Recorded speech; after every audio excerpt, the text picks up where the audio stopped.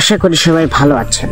আজকের ভিডিওতে আমরা শিখব কিভাবে মাইক্রোসফট এক্সেল সহজ পদ্ধতিতে যোগ, বিয়োগ, গুণ ও ভাগ করা যায়।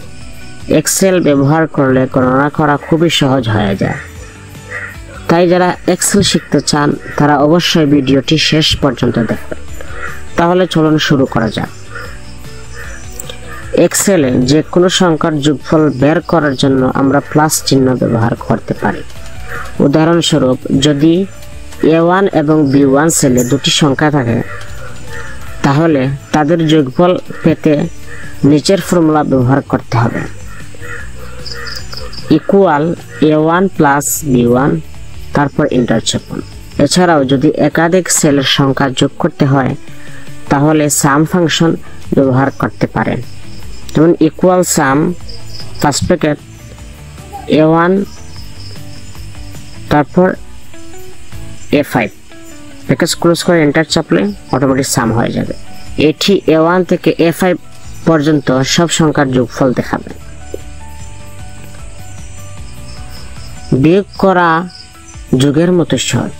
আমরা বিয়োগ চিহ্ন ব্যবহার করে দুটি সংখ্যা বিয়োগ করতে পারি। উদাহরণস্বরূপ, A1 থেকে B1 এর সংখ্যা বিয়োগ করতে চাইলে নিচের ফর্মুলাটি লিখতে হবে। Equal A1 minus B1, enter. এটি A1 এর মান থেকে B1 এর মান বিয়োগ করে ফলাফল দেখাবে। সংখ্যা গুণ করতে আমরা গুণ চিহ্ন ব্যবহার করি। যদি A1 ও B1 সেলের সংখ্যা গুণ করতে হয় তাহলে নিচের ফর্মুলা ব্যবহার করতে হবে। ইকুয়াল A1 গুণন B1, তারপর এন্টার। এছাড়াও যদি একাধিক সংখ্যা একসাথে গুণ করতে হয় তাহলে ফর্মুলায় গুণন চিহ্ন ব্যবহার করতে হবে। ইকুয়াল A1 গুণন B1 গুণন C1। এটি A1, B1 এবং C1 সেলের সংখ্যা গুণ করে ফলাফল দেখাবে।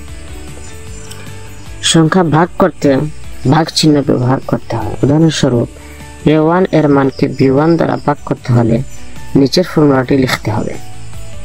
যেমন ইকুয়াল A1 ভাগ B1। এটি A1 এর সংখ্যা B1 দ্বারা ভাগ করে ফলাফল দেখাবে।